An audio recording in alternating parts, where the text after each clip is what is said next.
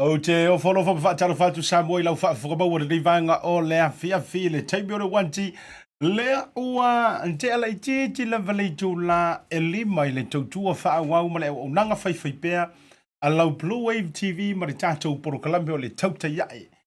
Whaiva sio tātou o te roo, Tautai ai ma le malo, Tautai ai ma le manuia. Ia, alo tau la vasi le ni aso, tiu te mawhaiva me se fo o ngā luenga. Sa whenga iai, ile toi aso whai ngā luenga le nei.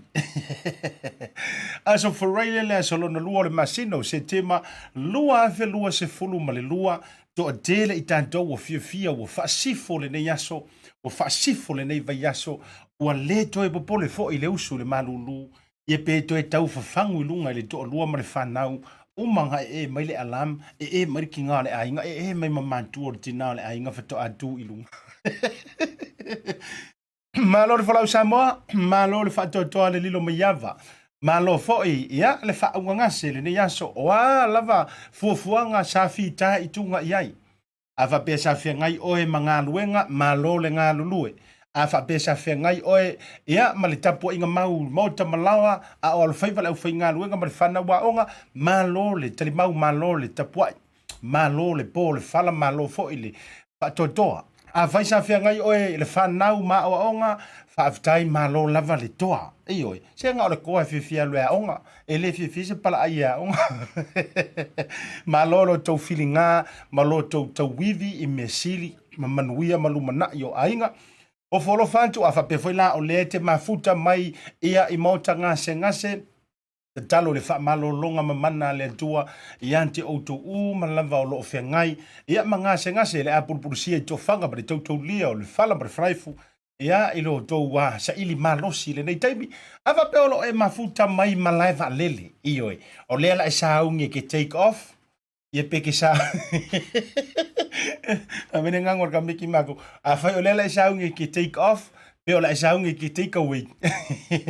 Wha malo atu manuia malanga. Ma whai ngā malanga o lo whengai ma outou, o le whatoa e tau nuu mai whatoa land lo waa, ia tau mai le leie pe o le ngoi po le rua ia li I le wholaunga, ma lo le soifua wholau, ia a whape fo I o le alawa I te lungo le awara teli, o matua di ngalo ma fau le matua fufusi la volungo le awala e me se fo I o pampa tu pampa. Faisi nau mo ini ma faisi nau te talo so ia e te ma fau ma lau vavale. Ia ma so ia te tui fo ia ulima ma fai au saini fafo ina ua silo matua na ia uluma. Wa umanga fai manu o faiva. Alo fatu pa fatalo fatu asiata mo auto uma. Afuta ma le vainga o le afiafi. Fa tele ma futa mai. Malo le whatotoa, malo fo I le ngā lulue, pa ia malu Samoa, mesi fo I, o ma pa anga mai a le tātou. BluwaveTV, ia, ma le au nanga le Tautai ai. Whio I le tala le lei, a talo whatu ma ofo lo whantu I whawhiangainga taulangi. Te leo nei au o whawhiangainga, whaiwhi au malo lo manu malo mo tau wharatua. Whaiwhi au wa lewa na tautua. Whaiwhi au fau whatoa fau le ngā ruenga. Ia ma le ano no ai o whaiwhi au.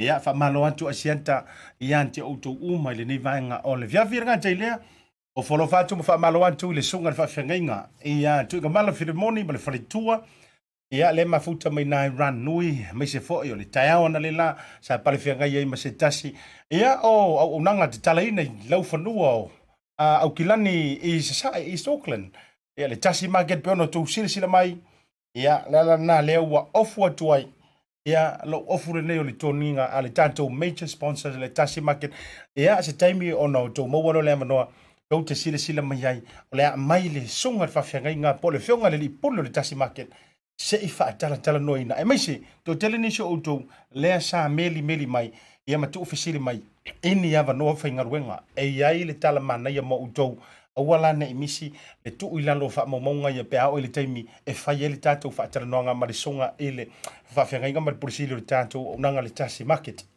a fe mai le tatou fa malo lungo le prokalame o ma pa anga mai emi sori po malo ma futu nga tele o so ya Mr Coach ata pana fa aui ale au tele malisi ia wa fo tamsanga o lo fe nei le kilani Samoa hana matautia va ai smet ia ua le vai foi o il tanto ofisa io wa va vetu o il tanto ofisa ne ia so fa talo fa tora kan tele ole to fine ya li nai mali pa io le ainga o lo mafuta mai nai au sitalia avitaile mafuta mai lofa telantu ia le fasavalu en salu family ia me se fole nai family ia iso se tafa foi o le kelope mai so to au sitalia le ni va petai ma tau foi mafutanga o folo fatu asiata mo o tau fa avtai mafuta mai ia ele nei vanga o le fiafir nga tele o le fionga le pule ia o le tanto nanga le BluwaveTV ma le fretua Sahara fa avtai le nei vanga o le fiafi John and Teresa to fa avtai atu malo le mafuta mai nga ta ilea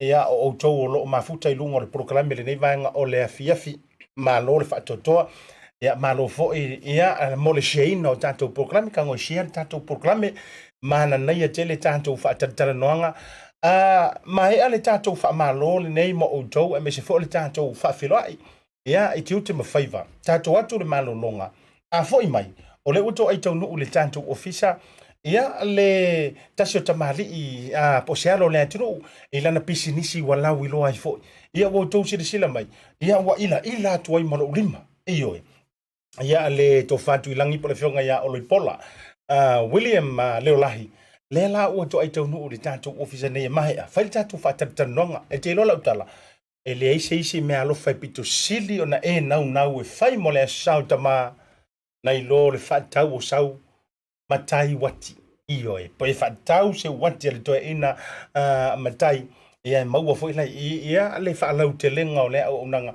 pe atu foi me tatu fa salonga fa pisi nisi tele lutu horao ma tau mafutanga mai se foi ia le sunga ia Daryl mo ma la to foi mafutanga de vanga le fiafi Sabina Stowers talo fa lava ia ngata foi lea ia o le shewri io e fa tele ia mafuta mai foi le vanga o le fiafi Josefina Sexton watching from San Diego, California. Malo lava Josefina wale. And Janice Toilolo Samala Ulu Faleafine watching from Bakersfield, California or Bakersfield in California.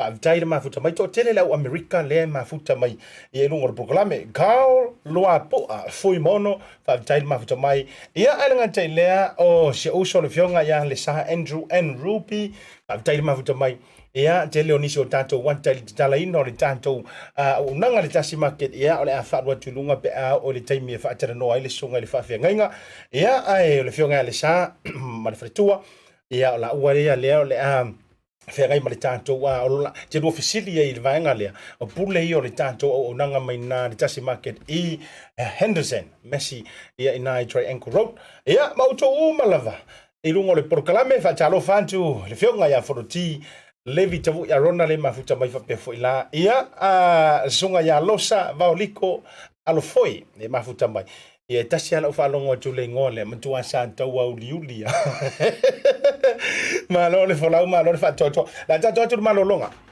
foi mai le tanto malo longa fa tele le Tasi Market mai se foi o le color shop ngata le Pacific Express ia ma le tanto Pacific 40 ma le talo fa va ngata le Maota Samoa service stations in Ivantele o tanto o nangam sama rianga le ia o lo o mafai ona tu mai rolanto wa au ia awa foi ia le lima ina ma le falo tele ino tanto fa salalonga tanto atu malolonga foi mai fa felo il tanto malomo mua ia le to fatu langi por fionga ia o pola William Leolahi o Mr. Matai Watch pe mai fa salon fa business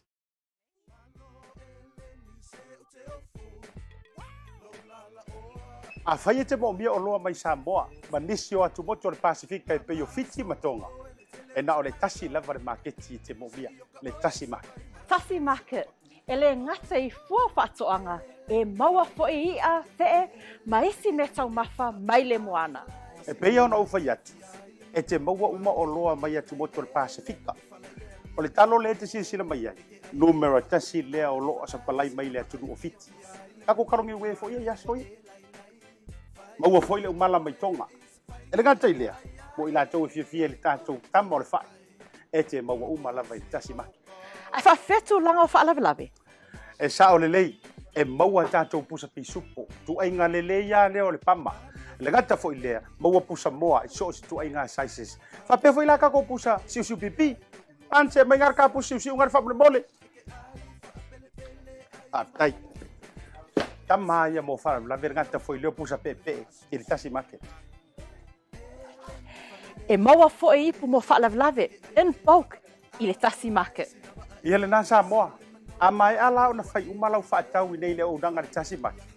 Aua nei e tūmuri, ai alo whai nei o tātou ai ngai Samoa o le whea ngai markoviti. E iai fo i le lātou o nanga ua tā ua le MoneyGram. E lafo ai tupe mo ai ngai Samoa e le ngata o nisi o atu moto le Pasifika. E tasi lava le no whanga i te whai ai tūranga uma nei. Le Tasi Market, whale o loi Messi Road i West Auckland, a renga te leo papakura i South Auckland.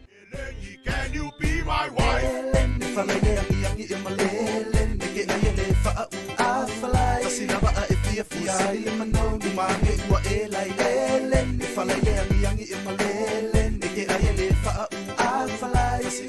The reason why I love Tautai voucher is easy. It's super easy, it's convenient, and you can basically order anything online for Samoa on your phone and really right here from my couch.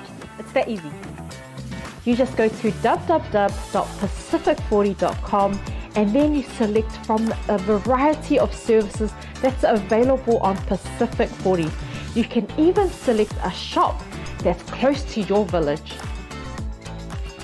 So if you're looking for a way to help your ainga in Samoa, this is the perfect way. Pacific 40 Tautai voucher. For you, for me, for Samoa.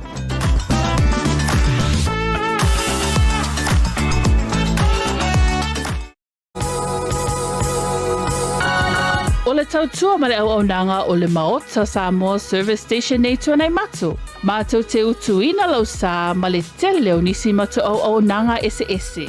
Ai le ngata fo i lea, mātou te siakiina fo i lau tāwale. Mātou te sapalaia fo i swahuu mo lau tāwale. A whai fo i o vai pa o lau sā, a wala te popole. Mātou te sapalaia fo i ea mo lau tāwale. Mo lau nofo silafia, mua, ta pē lau tāwale pe autu. Lua, ta pē lau telefoni i le taimi e utu ina i lau tāwale. Mana tua foi, e matua i whaasa ina le tau mawhatapa aina foanga whape nei. Wa iai foi au nanga i lunga le Pacific 40 e whaatau ina ai le Tautai voucher. Maota Samoa, o le Maota mo Samoa uma. Mātou te fia e au na pia mo o Samoa, whawhetai le awhio mai, we'll see you again and God bless. Te whawhera ia tō ea i le tātou poro kalame le tōi taliu mai ai taime lo wanti o no whiawhiau titiro la wanti o le Matai wanti o lea oa se furu ma le 5 minute wanti ai nei lei tū la e lima i le tautua whaauau ma le unanga a lau BluwaveTV ia ma le poro kalame whai o le ne whiawhiau le tauta iae whai vau Samoa o te whiawhia e wha asilo antu o leo ma whatasi ia ma le tamali i Samoa ia o le ano ma tama whanau o sio tātou utunuu ia the man behind the Matai watch e le to e tau whaai loina ia a le whautautanga le tō wha ia tuilangi Williamu bo William Leolahi ia le uma whatasi i lunga o le porokalame le neivahanga o le fiafi leia fo el moto le pau silfia o te whaataro whantu ia e lau sunga i le li pole o le tātou au nanga le Matai watch ia manisi o nanga le uma wha i loa atu runga le porokalame talofa lava Talofa Asiata Pio Vaoliko mo le avanoa ia whaatalofa atu fo i e tatou tunu Samoa i ona tulanga valupe ia kaptai lava malo whaavitai au tei loa wa delena lau i loa solo oi lunga o tātou penga anta whailangi e le nganta i le au nanga i le wanti Matai watch e le nganta i leo i la tau o mawhai o na whaatawina ia malangoina oni tamali i wailonga fo ilo lantou tautua the likes of Michael Jones, some members of the parliament of New Zealand, Australia, as well as le fionga tete i fono le lau le mani toa. Ai ele le moto le pausi le fia fa mo le tuilangi o leo o fea se fasi no manga ia o fioanga o Samoa mai matua fa mo. ia o le kusole mat la fanga lo al matoainga e amata me nai vailo falata le atinu ia na te polo tui nai sala fai ia le auta titi mai ne afu le au tu mata vai mai safune le au nga po mai a popua Ia na fai mai roi I fatausi le au sa kuilangi. Era ngo winga la kama fanga mo ia mai mo kele sala fa. Ayo. O le tama fale anta ia o le tele fo yo itu te tele. Ia o le itu mo tele sala fa. Ia tu lo la isi ku ai pe ono ku na le ke lo anga pe man na ia tele ta te fe so ta ia. O lo tu fa ne yaf. Yes. Iyo o lo tu le matua e fa ngitale matua ia tawili ia me se foi ia le au le tonu mi pea ia me se foi ia le fio tama swafa e tausi pui le to ta teti matua ia fa ima manu le ala taua po lo to fa ta pa le fano ai o lo fa visili tu lava o le ale taimi na mata ai ia lo na we fa tu ina le pesinisi ia me se fo le tu langa ile wanti matua au le Ia, kusa ole so tulanga la ia mo me fa pisinisi me fa na le bo na o ngau iai. Ole vena o mafa wai. Ia tanga Pasifika. Pasiasa e fa longo I ainga po ka Pasifika o la tau sa ilian mele ta o pisinisi. That's of all my ia ole au senga, le au pisinisi, ole au fa palangi, ole au pisinisi, le au inkia. Au ka ko au failo. Ia au ka ko e nga lu me kua. Ia nga e faita to lotu. Ia ole Matai watches, kusa ole o se tau pharmacy miti mai o I le sita awa inga matou. Ingo ia Andrew Louis, lalala mai nga I safutula fai ai nofla I Sydney, Australia. O ia la ma skama ingo ia Nick. Lena Matai na ile le product la lea. Au latua, au vai atua. Papia, ia ole mera le au tano e fai. Au tano e fa soa. Au tano e foi ngale e fa. I mea ta ole positioning. Fa tūlanga se tūlanga le lei. Ina ia I loa I tangata wala tunu. Ole mea o se la matua I maana I alava. Lera matou so tai ai. Lena Matai lo le au matou. The three wise men, the three wise men. So the founder of this beautiful is a man named Andrew Louis, and we'll bring him on and sometime in the near future. And then the business manager is Nick Williams, and I'm the main distributor. Yeah, and so as three of us work together, and we're all Pasifika. Mengai manga iai. You know, il falfania tangata Pasifika pe ngale lue fa tasi. So that's the beginning of all of it. Malo fa tai o le la wa mo tu le pa o si le fio manino fo man jo le vai. O le ale fa to fala inga I le fa ingoi no le what. Tele le mawingoa tele le to inga Matai. E fa na e fa tele. Ia ole Matai. Usana I si ingoa na fa ilo mai I le temina na mafofo ilme. Ole Matai. E ele ti le Matai le onga tonu. Wale o fila le mea le tau le crown le pale I tonu le wati. Le la wa whailo mai. Pise tō whamai le tō le na wha ia Andrew Louis.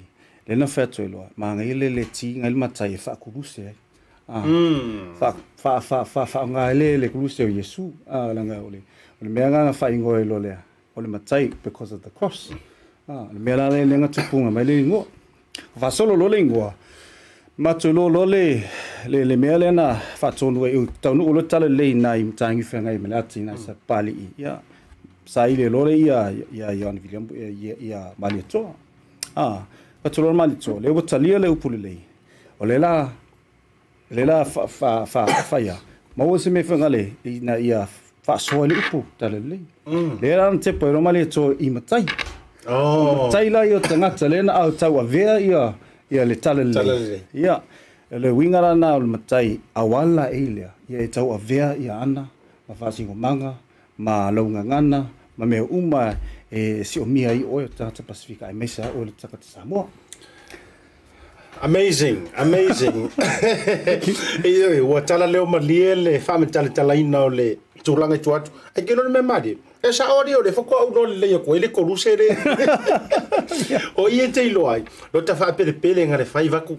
Ioi, tailo foi le ke winga o sia pele peku sa te winga o le tato what. To tele ilanto. Le wa la korosi lo le fisili le lango ke lo le fi fa fonga mer to tele.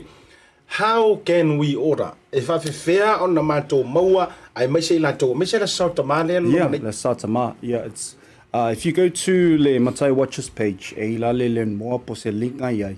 Ale click ale link ya nga sa we lo le page la le mfainga oka ilo lo what yeah ponga si la wala le we ya ai ole asona va ve mese mato New Zealand ya manisi foi lele o yese tanto wa distributions in New Zealand ya po Australia po le la va mese na tanga tai fisi di mai mese mo la shot ma ya e la le kusale o mato mai ta watu le satama e la le la nola le taeo ai uma confirm aku I o Sylvia Park me lo ia ele si a fale o lo te lo fa tuina o I say confirm not tonight a mola lo vango taeo ia te la tuina Sylvia Park fa ta we so wati ele tele la wati langa bo o tele wati bo fo ngale bo makwai over demand al ke me ia man tu fo o ele o se mele lei ai ali se me ngale masani mo me tatu pisisi langa ia tanga te ngale le supportinga ka ko la ene ka ko mele fai ai pe wa tu langa ngale le lei o tele tatu tanga ta pasfita wa amatana nga I mai ila nei so ila ia tu langa fengtala ia mo le mela le a feng bismisia ka ko ele kai ngale support ka ko people so ma miela ia fengala ia mo strategy la ia ave ia tangata la ia pe ngale e bolau I lo tatu wai lau lo tatu ngale mai nai le au Pacifica ia na fai lo la tau ia I ngale e la tau te ia po strategy nga lewa makanga anga ia so ma lo fa jai o tau sila mai bo kang ka kala la wat ale la tua nga I luma le camera le tau se ole man nei ia ai mai se mo tanto ali I matama tama fo man nei ole mama for kamala le ai fa le kongu ai pa kongu vo lo iyo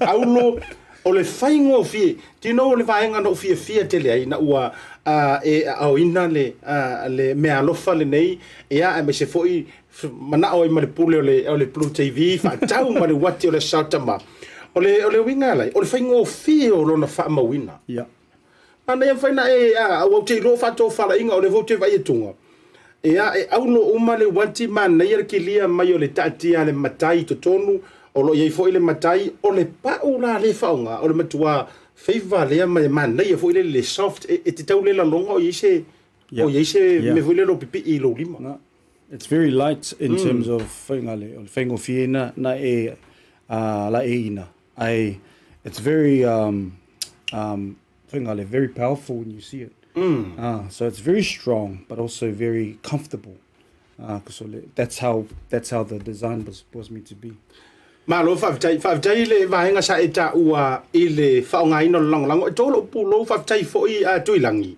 fa tai o sui fonga fore nei a sa o tanga te ui ai ia e te tala vanua te tele ma vaenga fa pena e always lava foi e ia ila to e negative I mea ia ai o le hoi foi o kaimi o ki ngai fu o ai o le winga o le fa matalanga o le mana ia o le wati o le fote tua lalo e uma matua le address I Silver Park I la so taeo o le wa tala I foi ia le fale o loa o le au nanga uma fa ilo antu ia te o tou se taimi monmuri ai fia ala va ale se o fa fsiri o no lo taimi wai va vea ona tu muri le o ye se fuafuanga o le ko kele la ngai ka I o complain mai pa ya o ka le fea voi la you know o ye se miti o ye se plan ina ia faia se wati e pea markamalea ai mo tamaitai ia mo le mai mo yes there is ole fa tulanga se wati awa ia tatu tamaitai ia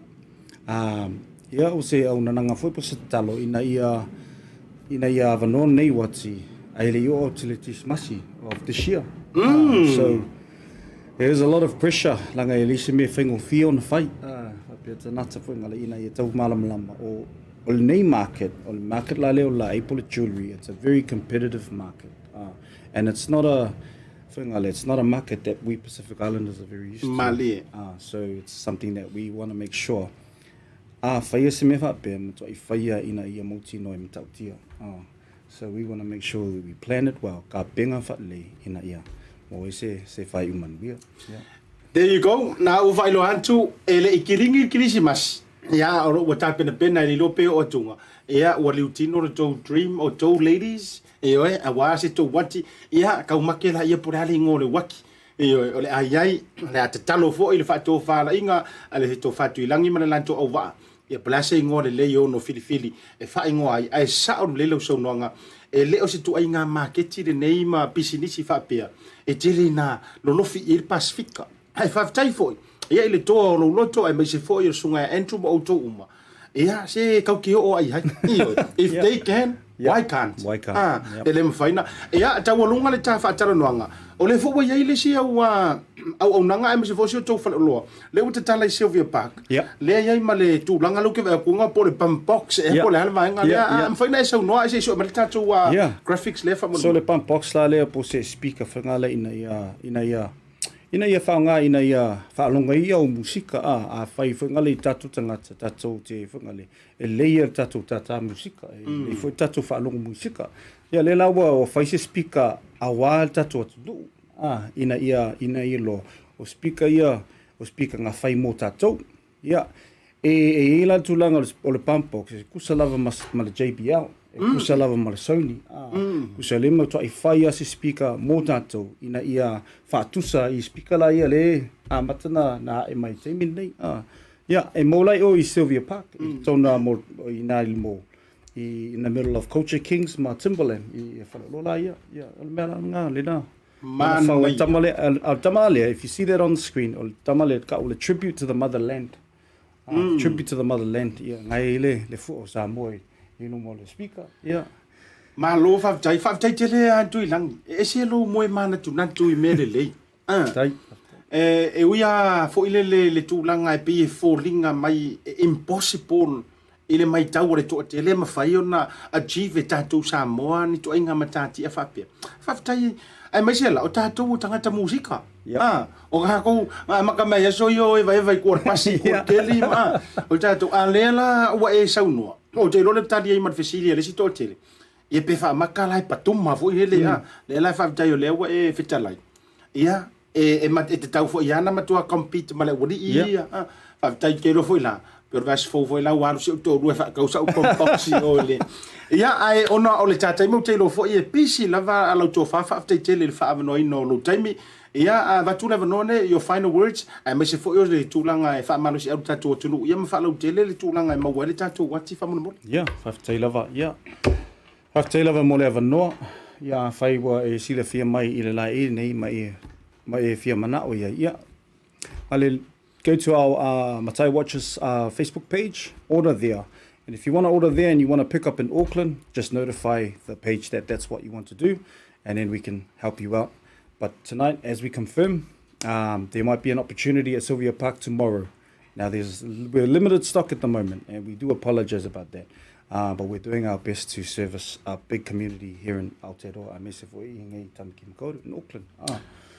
Malo fa tai a ko fesili matun tu I fa manantu me au fesili no na tau lunga tu ai I tele na fo fa foga me Samoa me so lale tau o alu tatu ale wati there's a discount at the moment at 283 283 so this value will go up as we progress towards Christmas. So it is a competitive industry and also a competitive product, and we want to make sure that we are bringing you as much value as possible to our people. There you go, special the time nei lua se lau valu suma de tolu tan la. Grab it right now. Ele toi, we're limited. Ia tanto wanti o lo toi.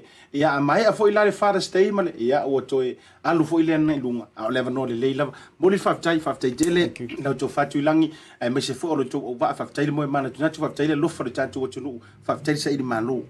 Eoi o to wa o ma to fo ile na a o to mo e fai tato wati matai e wo ka mi mika I fo I palalangi e ia ile ma to fo I brand ia tato Samoa fa mu ile to tai mo le fiafi ia tato filo I so la tato malolonga a fo I mai fa filo ile se o malo sunga fa fengainga le li polisilio le Tasi Market sunga Reverend Toleafoa I lunga proclami.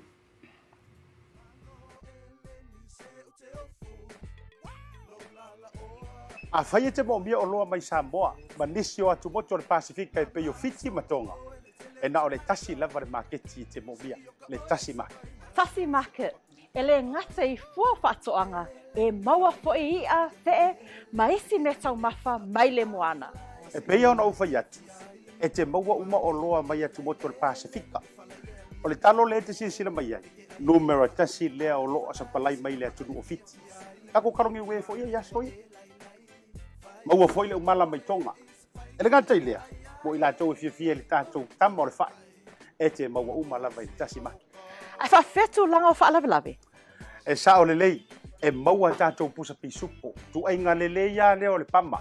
Le ngata foi lea, maua pusa moa, I so si tu ai ngā sizes. Whapea foi la kako pusa siu pipi. Anse mai ngar ka pusa siu ngar whapule mole. Tai. Tama ia mo whara, la ver ngata foi leo pusa pepe, I le Tasi Market. E maua fo I ipu mo whaalawelawe, in bulk, I le Tasi Market. Ia le nā Samoa, a mai ala o na whai umalau whaatau I nei le o ranga le Tasi Market.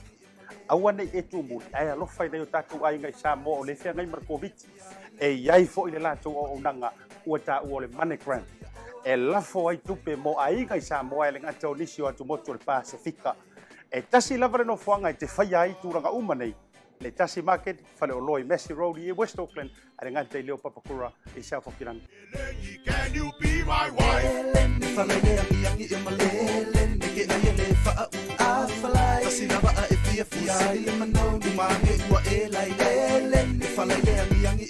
The reason why I love Tautai voucher, it's easy, it's super easy, it's convenient, and you can basically order anything online for Samoa on your phone and really right here from my couch.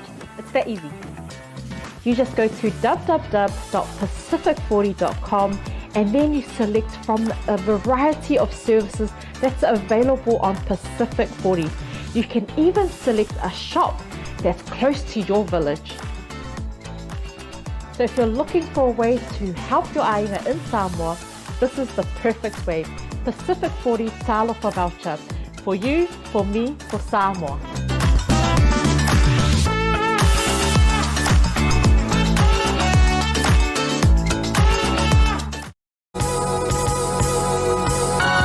O le tautua ma le auaunanga o le Maota Samoa Service Station nei tuanai matu. Mātou te utuina lau sā ma le tele o nisi matu auaunanga ese. Ai le ngata fo I lea, mātou te siakiina fo I lau tāwale. Mātou te sapalaia fo I swāhu mo lau tāwale. A whai fo I o vai pa o lau sā, a wala te popole. Mātou te sapalaia fo I ea mo lau tāwale. Mo lau nofo silafia, mua, Taupea lau tāwale pe autu. Lua, Taupea lau telefoni I le taimi e utu ina I lau tāwale. Mana tua foi, e matua I whaasa ina le tau mawhatapa aina foanga whape nei. Wa iai foi au nanga I lunga o le Pacific 40, e whaatau ina ai le Tautai voucher. Maota Samoa, o le Maota mo Samoa uma. Mātou te fia e au na pia mo o Samoa, whawhetai le awhio mai, we'll see you again, and God bless. Hi, my name is Sawyer and I'm from South Auckland, Manukau. I attended Auckland Girls Grammar and now I am here at OCA. My dream is to help Pacific Islanders build affordable homes. I came across OCA on Facebook and I saw that it was more hands-on. Now I'm here, gained a lot of knowledge, gained experience on schools. Something I was amazed about was the floor plan. Once you build and then you look back at the plan makes sense. So there's something I learned from OCA was how to read a plan.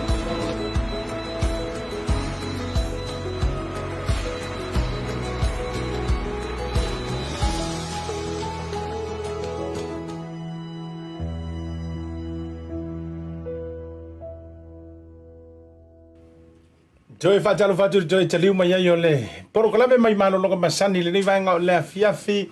O folo fa ma fatalo fatu ia te auto Samoa le vanga le fiafi.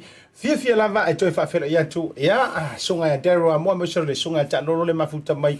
ia e lalo ina te puke malo lava le ona sai malo whatotoa pe no fa ia tueli ia malo longa mai al tatou whatalanoanga mua foi mai whawhiroa i le songa i le whawhiangainga o le li polisili o le tatou aunanga le Tasi Market le ana tau si le mai vai ia i lo fia Tasi Market ona ua te tala le isi lantou la fou i le pitonu o GI po o Glen Innes inai ia matou o kilani sasai te fia le fa talofa mo folofa whawhiroa i lo songa whawhiangainga talofa lava ia a talofa atu i le ia malu o tātou atunu o o sila mai fo ile nei proclaim le nei platform o BluwaveTV ia whaatalofa atu lava ia le swafo le tātou tapa au le langi ia malo so fo mau malangi ma whaatalofa atu fo i tau fionga Asiata ia malo lava le tautua malo fo i ia le au langa wa ia whaasalalawinga o mataupu tāua ma mataupu se ese ia e lau i loa ai ia ya lau taleni ta ua fo ai le to ya malo le for lau fa vitai wa finally wa maua se va no malo sunga le polisili ya tu longa lo tu taulangi ma tulanga ngaluenga le tua ya e ole fa pito sa wa fa metalanga i tulanga fo yo o lo tofinga ya o se fa pisenisi i longa je tonu o au kilane New Zealand ele ngatala le Tasi Market mo tau silfia ole fionga foi le lipule ia ole tatou ainga energy ma tatou pamu pensingi pe to titia se full o le set le tele nei self okilani ia ai me se for Tasi cafe ia ole landscaping and maintenance le tatou Tasi ia o uma la volunteer le business pe no fayantu e uma fatana nonga le ai ono maua i maniava no fainga luenga mo le to tele o to e me se le alo tu ia fia uyo le o lea ua congratulations o le uta tala ma whalau tele le isi la o le Tasi Market o lea le whaatou whala inga lau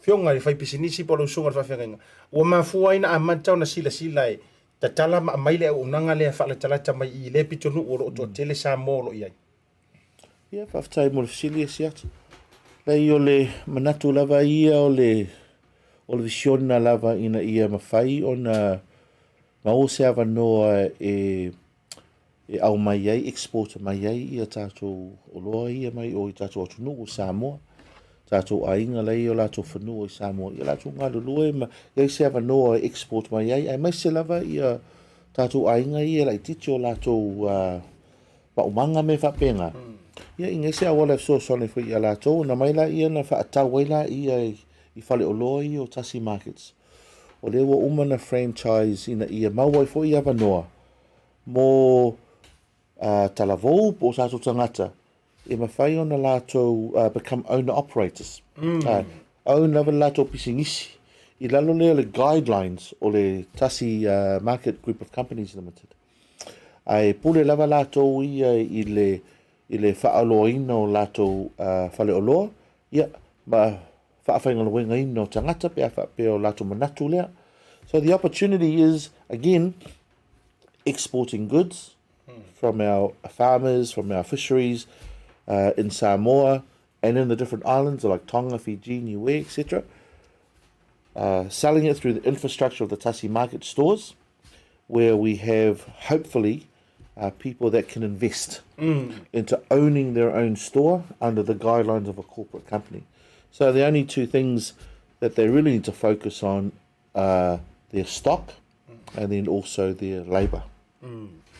Lonoinga la, ele ngata ina mawai ia avano fo ie mo le au faifa atoanga, ma le au faifai vai Samoa, ia e mawai se awala po o se maketi e au mai e fafo lantou o loa. Le ngata ilea e mfaifo na whaatau e tātou tangantanu. E le ngata o Samoa Pacific. Ai mawai fai la male avanoa mo o ele te nau e fia faisa u pisinisi.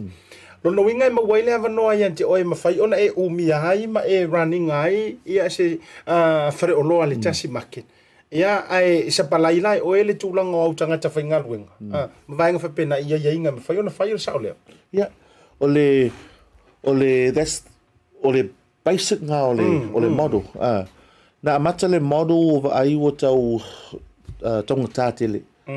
So when I started looking at the model, it was probably about afe tolu 130,000. Se lau tolu Se lau tolu afe.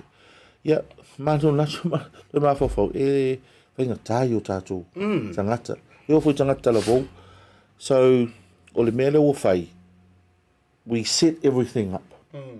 Set up all the equipment, the store, so that when it opens, if you want to invest, it's around about $50,000 now. $50,000, and you walk into a shop that's ready to go. Tu sa lima se furu afe angalo walwa tua operate lo. Operate.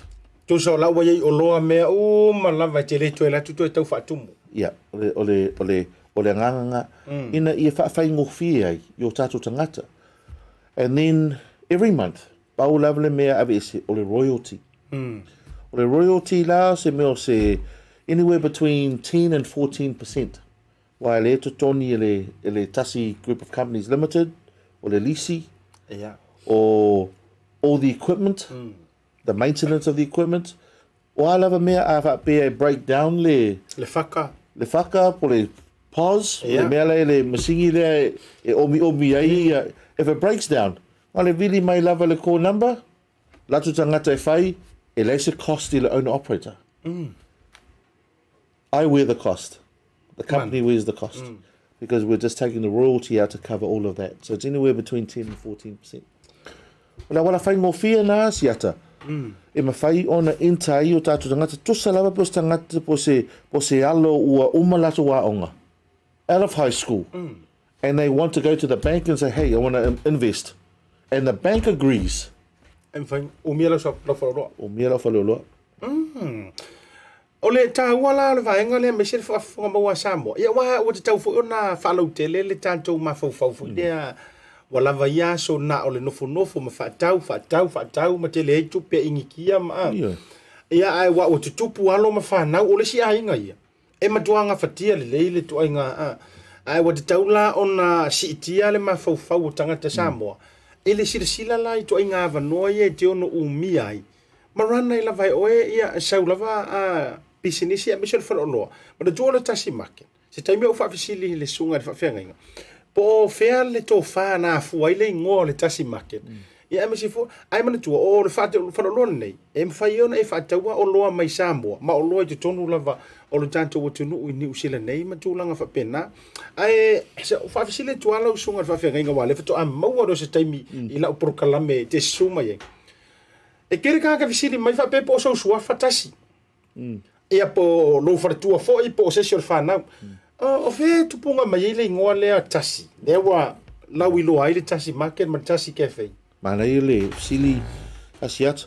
Ia, o le la whaiatu sa story. Mana ia. I le lua fe sulmaliva. O peilava Aperila. 1st of April. Nau mana o e whaise mea alofa mo si o to lua. Ai o te le lola plastoi ngā mea alofa. Ai nau pasi atu le si le cafe lea sa ta o le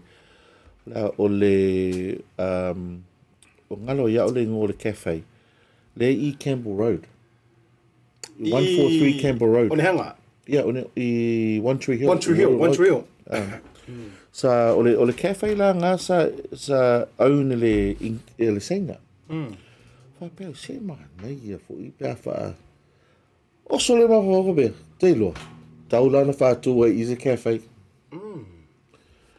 So nga faile deal ma le agent le nga representing le e si lo matua le seng.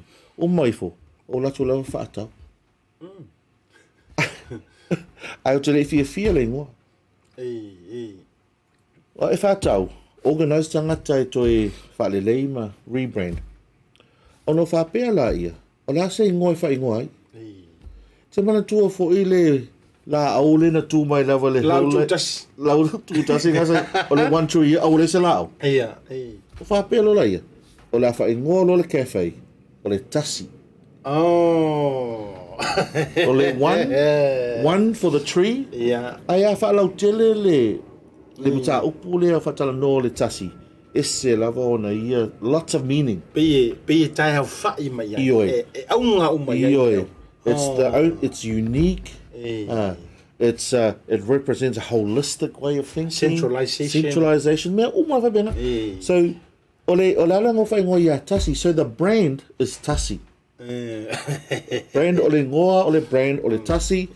Yeah, male dot ngai ele flower for ele. Black and gold for the cafe. Yeah, Tasi Cafe. O lola I ele teimi ole man wa sa ye lo fale o loa I o fale lola se o West Auckland. It was called Maxi Fruit and Veggie. Yeah, mali. So that was the original name.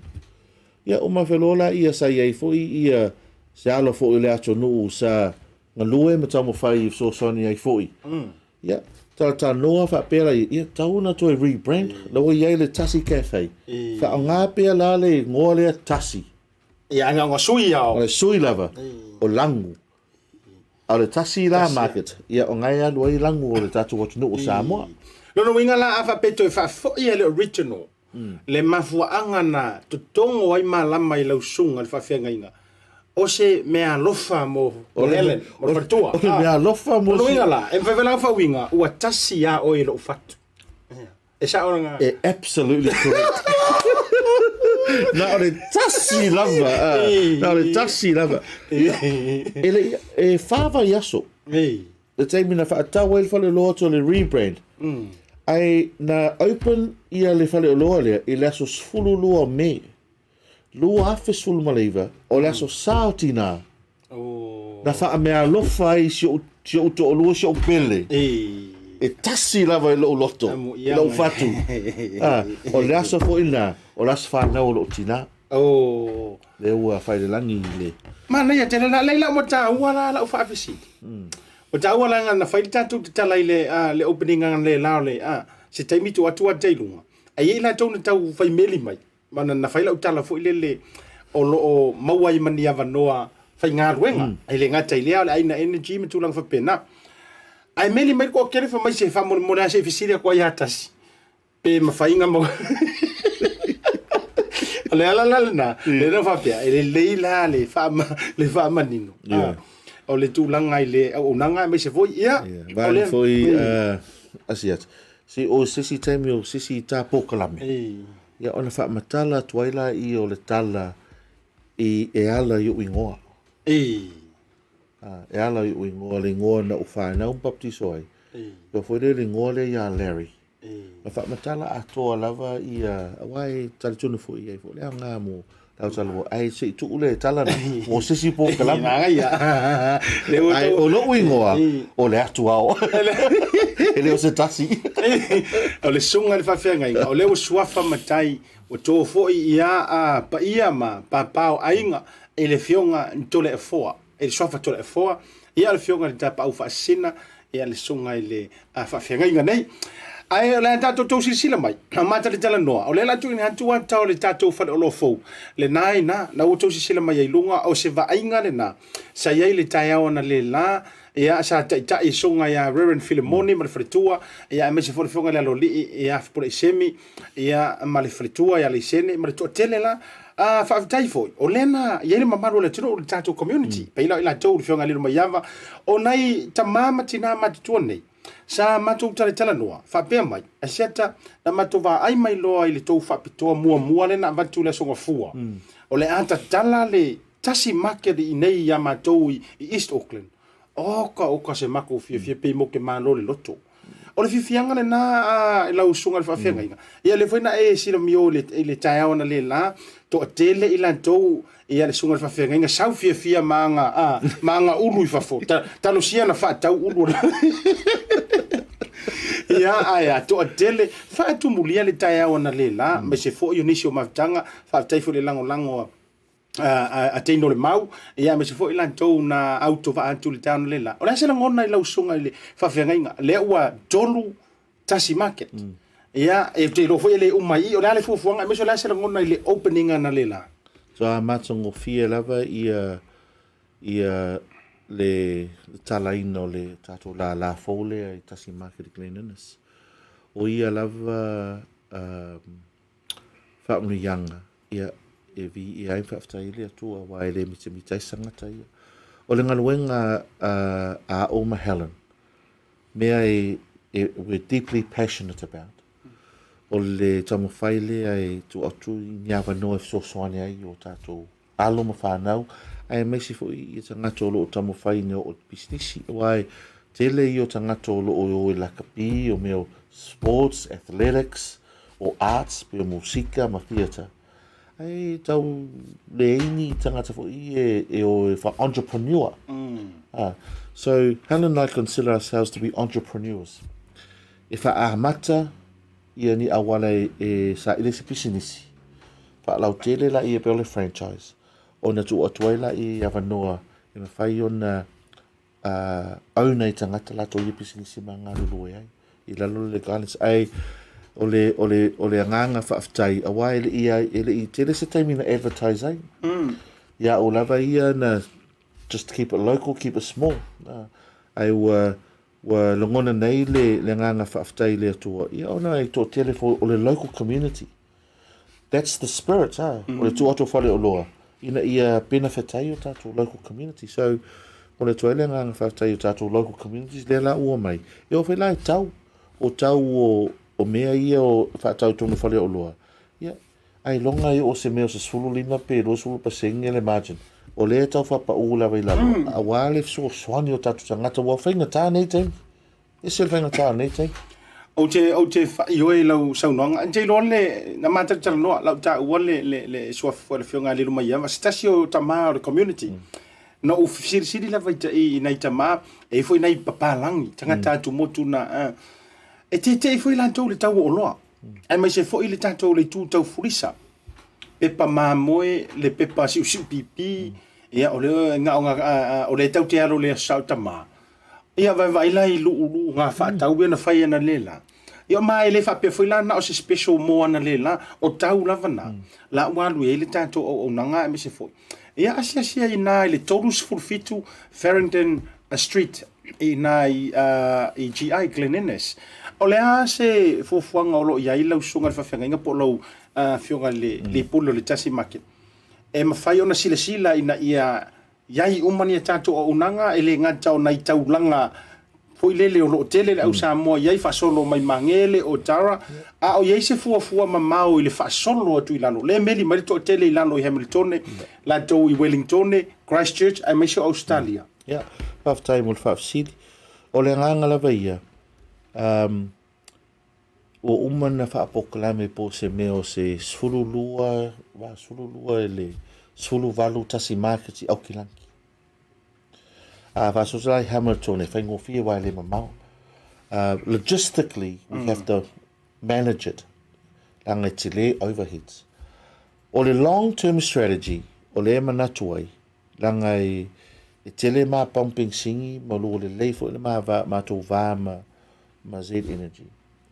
O lea te tamo whai ina ia pāsia, ia food management checks, food safety checks, o mea umalawa whapena. E watu la ia watu Z, te alama le category manager, management team I Samoa. E siaki ia ni alato pāsia, le ala e hui mai ai, o loa ia I. Ona mawhaila ia, ona whaatū ia meo aisa. Se ia tu mai Z se wanoa. E whaatū ai aisa a maa ua mahalan to tono pam. Ona watu ai la I o tātou tangata so o se city. E whaatau la to ulu, galo, hufi, whai. O ala se me whapena, o koko, me o whapena. E whaatau ai I to tono pumping sinki. Ai sea, langa tele pumping singi I New Zealand. I o Dunedin. Loa umanga, I spent a lot of money looking at a mapping. And it maps out pe fia tangata Pasifika. Le area. Le area. Not just the city or the suburb or the area, but right down to the small streets. Pe fia tangata Pasifika ngai ai. On whailaus fuafuanga, pe whaatua se me ngā, o lo lamanatu. Too much infrastructure. Too much cost. Logistically, you need to be very big. Ai lewa hui se ala I pisinisi ia o pumping singi. Tele I o Z Energy ngai ngā. Ko ia kofu uma. So I titi lava. So what I'm trying to do, long term, push o tātou products ia I le mainstream through the pamu. Mana. Whapea e whatau nuu. We're the only Pacific people. O whai ale mele. O whai le mele. Mana ia tele. Mana tua mo le whaalau tele ino le saunoanga le sunga le whawhenga inga. E valu leiva o pamu e. Ya, sa iwa loa wa valu temi nei o lea e tasi lua tolu lea e fufua e investai. O lea whatala noa ma le Z Energy ia na isi pamu i lua pe tolu. E to investai la i e whalau tele le business. Le na tonu nama. Se tasi o pamu lai le malai valele. Le te alua tu le set le alu malai valele tasi na o pampingsingi ele. Ia ma le tele o pampingsingi e sa whaukilani e le set. O le winga la saunoanga len saunoa. Mana ia tele. O leu te no fufo ia uma upo maua. O se hava noa ta ua ele fa bela e tau fa tu fua la le Tasi Market. I lalo I Christchurch o Wellington. Ae o le a mawhai. Ona e alu watu le pamu kesi ale seat. Ia after hours e maise fu. O lo o iai ma le fulisa le nā te le ale Tasi Market. Le a mawhai o le a mawai le kalo. Fai, ulu, kaamu, ufi. O le ia mai Samoa, ponge, alongo, malauli, parumalau. O le a mawhai ona mauai na koko Samoa. O a uma o le lenga.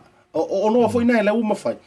O le mitila le na e tau wala atu le whainga paanga ale songa le whawhenga inga. Ia ma le company le seat. O le a whaingo fio o le saonga le na. O le nauna aunga na. Le na, o le prokalame le na. O le mea le loto i ai, o le tamo whai inga lua i ai. Ina ia vaai mai zed e iai seaonga. While o pisingisi the corporate business. Everything's about margins. Mali. A te le margin e fia. O le mea le a mataina tala noa. Alanga o le it's a corporate business, a corporate entity. O le tamo whai tala noa, whaahali i ai, ma whaailoa i ai, ala ma whai. Langa o lātou e popole foilele ina ne o tupus whaalawa se product. Yeah, complain o le lātou brand, because everything's about brand. Mali. O le mea lea o le utunga lue ai, I le Tasi Market. E whātou langa uma lava mea, I le ala sa o ma le tonu. Inga ia pāsia uma food safety. A whapea leo ti alu e whaakau se pangi popo. I le whale o loa. Ai ele le skala o e whaakau le pangi popo ngā pe kuka se me vevela. Ai tupus whaalawa le customer le iai. Koe foi mai. So everything I do, the Helen and I do in our business, is all about process, correct process, health and safety, food and safety. Certify mea uma. Mea whai nā tu vai I Tasi Market. Tō telo tangata. Ai sa mea tō te leo whātau mai iai ia mea ai vevela me whapena. Supoesi me whapena. Ole honest answer, because we're not registered for it. Oh, le nala. Manaya lea. It's like a cafe. You have to, it's a specific section. E ma whai ona cook your own products me o whapenga le cafe. O mea whale o loa. I haven't registered for that part. Ele so na whaereo so vale le whasawea. Walanga la tula whatita inga so o le oso whaile pangi popo vatu allergy ai le tangata le toi foi mai lona ia le ia manaya tele. Manaya o wha munga manino. Le ta ua mo le malu tele le tunu. Ia ai ta o mai le tulanga oni eva no whainga luenga. E ma whai ona e sau noa. O ani ava no lo mfaiona mau le taimile nei ia pe fa fefo na fa so tai mai to te. O la o va so lena te atu nei. Lena listalai ia ainga energy because that's the main business. O listalai as an accredited employer. O te lope te le ia tangata o tatu tunu e mana malama tu la fono ia taimi nei. O le tu la fono taimi nei a fia manga o se business owner e offer e whaawhainga luenga se migrant.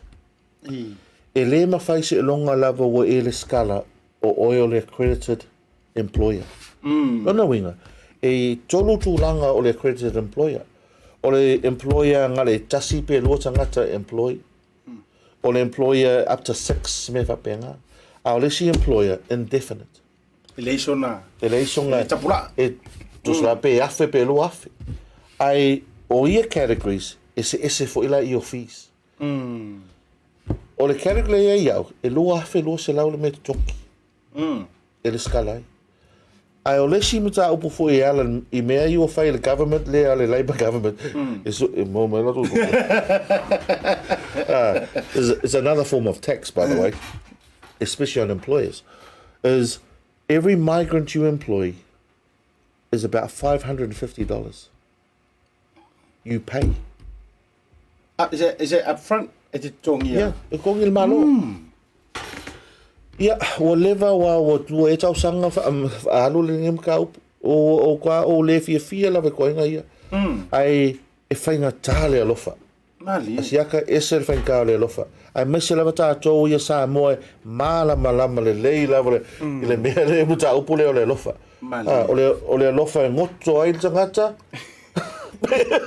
ale loa si tia foi so o le skala la le pisingisia ma o mahana I le ainga energy inga ia whaawhaingo fie o na whainga luenga tangata lona winga e reto e lango la le kouta e mawhainga whai pepe whainga ruenga e mawhainga whai le pepe whainga luenga kusa lava ke fia sau sole pau lava le me whai e siaki le malo po oe o se approved accredited employer o le leilau track history hawanga palanga a o le avanoa ia e mawhai o na sawi nei ma ua le avanoa whainga ruenga ma apalai e job offer work visa tolu tau sanga ia ona whasolo aila I e apply la residency ia o le ala fo ina ua le stalai ina ia soswani o tātou tangata lai o Samoa toa ia tangata ina New Zealand wa tele tau sanga 15 tau sanga o tamo whai whangaluenga tātou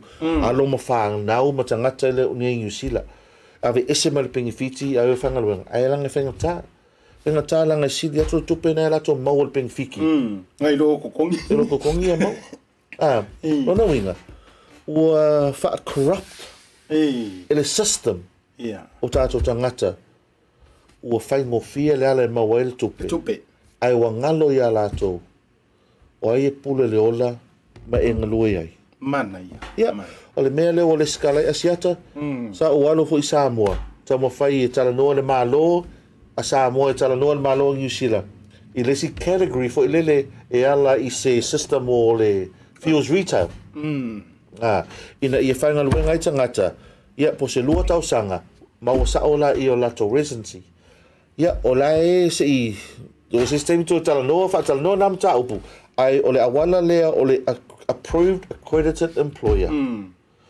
ia pe o luos fulu ea o job office lo atu atu temi nei so tangata la vo vili mai val au mai nang o le tamo fai fa whainga luenga foi I see business owners lai o in offshore West Auckland Central pe no fai atu o le ai tau so se tolu se lau lima solu tangata I le taimi lava nei e kava o mai pisingisia o kilanki matau tia e le lau tau whaafonga mai o ka se man nei o le nei information ua maua I lunga o le proklame le tau taia e le nei vaenga o le afiafi ia e tau ala mai le songa le li 5 pisinisi songa le whawhiangainga o le mawhai e ainga energy o lo iai pam pensini e le sete matitala noa o le e umia e le songa le whawhiangainga ia le lai mawhai e tūlanga le na no wingala le a maua le avanoa e maua i le job offer a oe le mawhai o na malanga mai nga sau tawhau tama le lei, teine le lei aua le ula vale le lei o records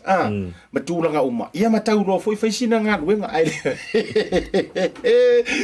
mano o le lava tata ngata Asiata e lo loto I aso sa a ngelu le aso ngafua ai ei lava le to tele e malo lava satani nga oi o le nga oi o le leo mai whainga luenga o le o le whainga luenga ia o mea umalava I e taua le vaenga le wa sau nolo sunga le lipule o le Tasi Market le ngata foi lola o nanga le ainga energy ona taua mo tatu tangata sa mo le si foi tangata e mana o whaongana I whainga luenga foi le ina ia maua ino fo mau nga maua ole o putau tino to tele la to e wa ka farongo longo foi ngai pisingisi le oi mai na ona maua ono fo mau sweet nga luenga movie la lo movie Australia movie fea Ia, ai, o ele te whaafonga mai, a whai o no ta inga, ia, ina ia I forfui niu lapalapa. Se o tangata ia wha maoni e vave maua fo ia mea no fo mau matulanga tau rāturanga luanga. Ia, ono le tātai me lau songa le whawhenga inga sau noanga whai. Tau orunga le tā proklame ne vanga le whiwhi. Le aina le mole atu lava le nganga whaftai lau fionga Asiata wa foi ia le MCing o le opening o le tātou Tasi Market Glen Innes. Ia, whapea foi ia le tātou fine ia pea. Ia, o misi ia lava sia I tātou fine na nei ia fiafi. Ai, siri o le whaftai foi la fionga ia anai o le BluwaveTV o le lato lango le sangsa. Ia mole atu foi lo whaanga I seo pele le tasi lava lo loto o Helen ia wa fo ia langa luenga fita na fai e so sone tala ina o le tatu Tasi Market I o Glen na fa pe fo I mitanga ta fenga luenga na te sila fi lava jele la fa na Ioe, jele. o fa na una mai I seo pele ia ai fo I si sa mai tolo ta o ma fa na pe o Saloni ma Verko ma Andy mai si uma lavanga ia lato ngalo lue fa tasi mana foi le lato foi o le ai foi o le tamo le mau ia tinano atu ia ka fionga ia le sa mal fatu ia Catherine ia no atu foi nei lango mangalo lue o fio o mo foi lango e ngalo e o ai o Messi ia ngalo lue o Messi ai o nga fa mo leva no tele ia stai mi so I tātala noa I wa tele mo tā upu I whailo atu. A meis lava mea whapisinisi ma workshops around leadership mea whapenga. Ai o nei awa noa. Ia whaftai lava. Tai lava, right? Malo lava. Ia, malo whaafitai o leo wa whaasifo atua. Ile ma whaatara noanga. Eile whaatara noanga so mai aitua. Ia, marisonga coach Alesio. Leolahi stand pai mai ai. Ia le tausala ia pea mai. Ia le whaatara noanga le nevanga o le fiafi. Ai mo mori le ngang whaamalo mara ngang whaafitai tele. E lau fionga whaafitai fo I mo le lango suaina. Ia o tātou por kalame le aso ma le aso mai le aso kofua. Se ia pa ia le aso Friday ma le aso tō nai. Whamanuia le tua, tātou toi wheroa I fōi ina ua whamapu e nisi o vaenga ai mori nei. Whamanuia mana Sautama. Ia whapena fōi. Moli atu ma whamanuianga. I oe, mai le tātou BluwaveTV, I tama, mana lava o Samoa.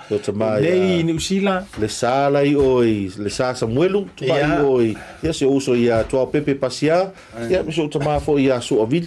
Ia, le na. Ia, le na. Tautua nāti nā. Fai sau mea alofa le lei mo le Sautama. Wow, ia tāle limo vela breakfast. Tau sanga la mo vela breakfast. Ia, mai seo tātou la tātou atu di tātou mano longa, a fo I mai tātou me I le whaatara nonga. Ia, ma le songa coach Alesio, ina ia le lei fo I lau fitness, a o alo atu le Sautama.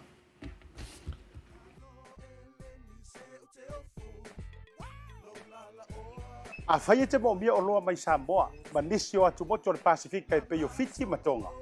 E na o le tasi lava le marketi te mo mia, le Tasi Market. Tasi Market, e le ngata I fua whatoanga, e maua fo I a fee, ma isi me tau mafa mai le moana. E pea ona uwhai atu, e te maua uma o loa mai atu moto le Pasifika. O le talo le te sila mai ai, numero tasi lea o loa sa palai mai le atu o fiti. Kako karongi ue fo ia yasoi. Maua foi le umala mai tonga. E le gata I lea, mo I lātou e fia le tātou tama o le whai. E te maua umala vai Tasi Market. Ai whawhetu langa o whaalawe. E sa o le lei, e maua tātou pusa pisupo. Tu ainga le lei ia leo le pama. Le gata foi lea, maua pusa moa, I so si tu ainga sizes. Whapea foi la kako pusa siu pipi. Anse mai ngar ka pusa siu ngar whapule mole. Tai. Tama ia mo fara la vergata foi leo pusa pepe I le Tasi Market. E maua fo I pu mo whaalawe in bulk I le Tasi Market. Ia le nasa moa. A mai ala ona fai umalau whaatau I nei le o danga le Tasi Market. Aua nei e tu muli. Ai alo fai nei o tātou ai ngai sa moa o le fea ngai markoviti. E iai fo I le lātou o danga ua tā ua le monogram. E lafo ai tupe mo ai ngai sa moa e le ngata o nisi o atu moto le Pasifika. E tasi lava le no fuanga I te whai ai tūranga uma nei. Le Tasi Market, whale o loi Messi Road I West Auckland, a le ngata I leo papakura I South Auckland. Can you be be my wife?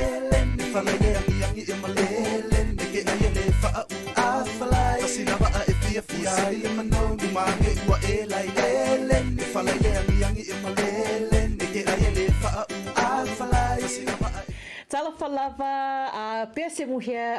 It is your community updates for your Friday evening. Yeah, o leo o mawhaatasi.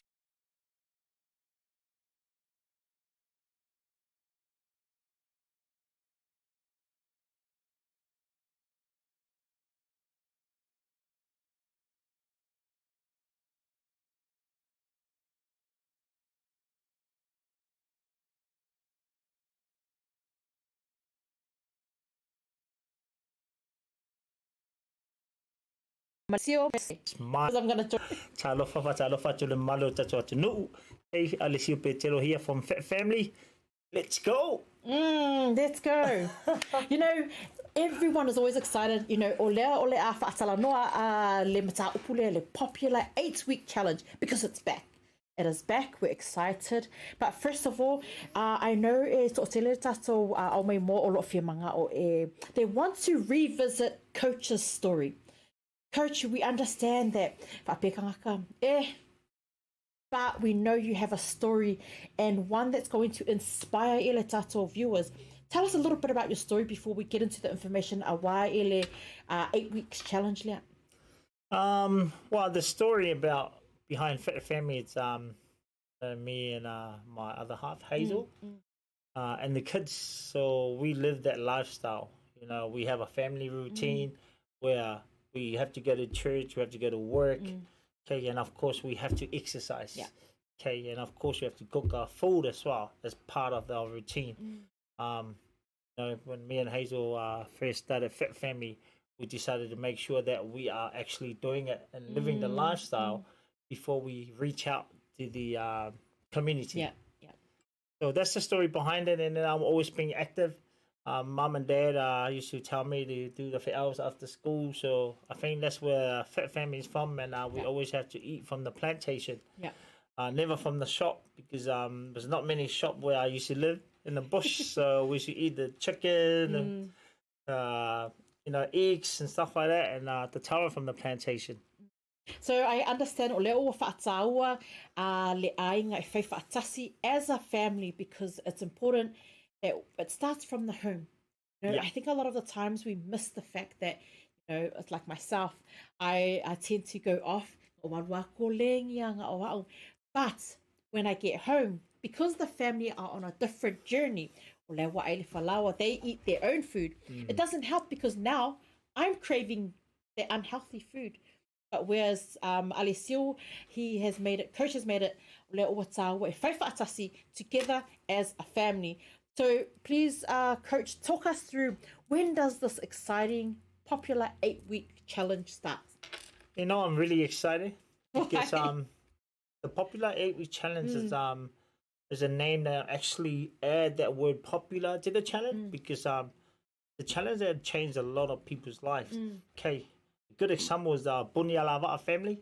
Okay, they have joined the challenge, and I believe that Bunny and his family lost a lot of weight from it, and they did it really well. So I know the Lavea boys are looking really well too, and I love the way they've been singing and performing on stage. So I know the boys did really well, and their partners as well.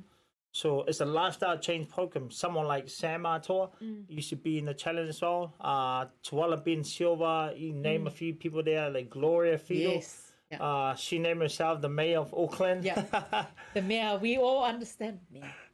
So mayor was the probably one of the great captain and a leader in the team. She's been with us for almost 2 years, and she never went back to her old lifestyle. So right now she's just working on maintaining her weight and living that lifestyle. Where you always get the good vibes and more energy, and the best thing about it, you feel good about yourself. So the challenge is going to start on Monday, the 5th of September.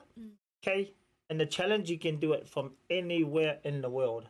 Kera, whether you're from Samoa, Tonga, Fiji, South Island. Okay, we have people from Australia. You can do the challenge from anywhere in the world. And that's the best thing about this challenge. We call it a popular challenge. Oh, so the beauty of it is that doesn't matter where you are in the world, you can tune in and make that special lifestyle change, whether you're Samoan. So this is a program, and it's not just for our Samoan community, it's for everyone that is willing to make that first step and join the challenge. I love it. So it's starts Monday the 5th of September. If a fair year le au vaenga ia, they want to know, where do I register? For the Okay, so you know, FitFamily's been around 12 years now. Oh. So we decided to create a website. And then there's a link on the website. I'm pretty sure there's going to be a link down below. Yeah, we'll add it. Okay, so we use that link for anyone that can see this live. Okay, click on the link and you're able to contact me straight away. So, and one of our staff will give you a call. And that's it. And then we'll look after you and take care of you from there. So once you join the link and send us an email, we take care of everything. Easy peasy. I'm telling you, doesn't matter how many times I've joined the challenge, you may not have seen the results because they're famous, but and I fall off the wagon. But I can guarantee you 100%, or coach, it doesn't matter. He is always so consistent. He never uses the line busy. And that's where it's going to take me to my next question. Class details, please, because I know that a lot of us, what are the class details? And I don't want to make any excuses anymore. Can you let us know where we can find the class details? Good question. So, you know, I mentioned earlier, FitFamily been around for 12 years. So I knew there's a lot of people are really busy. So what happened, I created a Zoom session for everyone. So we have people training from Australia, Samoa, Fiji, South Island, North Island. Okay, so people can exercise from home in the morning, in the afternoon, or in the evening. Okay, so if you don't want to exercise from home, you can come to a morning class at Pakuranga or evening classes in our new gym in Otahu. Yep, we have a new gym in Otahu, and I'm really excited. We at NCMA in Otahu, so one of the courses there. So we'll have the information here, and also all available on FitFamily Facebook page and also the FitFamily website. So really, Alesio, excuse there. You've got classes throughout the day, and you've also made it available online. So if o ele masangi nga ngofulunga le Facebook, ya aupopole o leo available le online session via Zoom, so you can watch and get fit at home, even with your busy life. No excuses, Bear. Coach, we know everyone's probably asking, okay, what can I expect from the training and the coach? Can you talk a little bit about that? Okay, what people expect. This is a lifestyle change program. This is not something that we do it for 8 weeks and then you go back and eat your butter and sleeping early or sleeping late. Okay, this is a program where you get to learn a new routine. It's where you learn how to make right food choices. Okay, so if you used to go to KFC every day, okay, this is the program where I teach you to go to KFC once a week. And then you get to learn how to eat your food properly and cook at home. Hey, let's start cooking tonight. I'll cook some earlingi tonight. Ooh, I love earlingi with pisi and kamako. Oh, it's good food. Good food choices, making the right choices.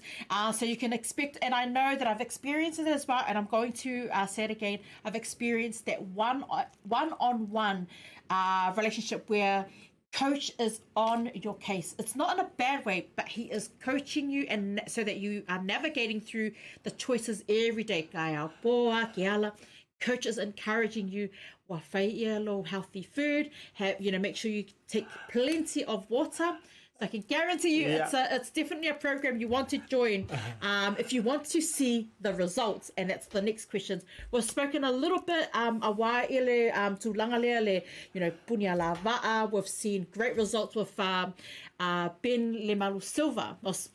So Ben Lemalu he has also, I mean, he's lost a lot of weight. Yeah. And the abs. Gosh, the abs. But he's also been assistant coach or manager for Manu Samoa. Yeah. Talk us through the results for all of those who have trained under your wing. Correct. So a lot of people are really successful from our 8-week challenge, and that's why we call it the popular 8-week challenge is back. What's the most someone's lost, or does it matter with how much you've lost, or do you have those details, or do you off me? Well, to be honest, I'm not really looking at people trying to lose weight quickly, but for people to go in the long term. I'm trying to coach people to understand this is an 8-week challenge course for you to understand how to live in this active, healthy lifestyle. Okay, so and losing weight is a bonus. I mean, if you can lose weight, like someone like being Silva, he lost 13 kg in 1 week. That's a bonus. And the best thing about this, you lose weight, it's a good kickstart. Yeah. It's like a booster where you start off really strong and then it's trying to maintain and lose 1 or 2 kg a week. And then after 8 weeks, you feel different, and you look good, you feel good. You know, you've mentioned someone like Semu Ato, who's a musician as well. Approximately, how many kgs has he lost? He lost over 32 kg in 8 weeks. Yeah. 32 kgs in 8 weeks. Did really well. So Tam is just maintaining now. So So it's maintenance.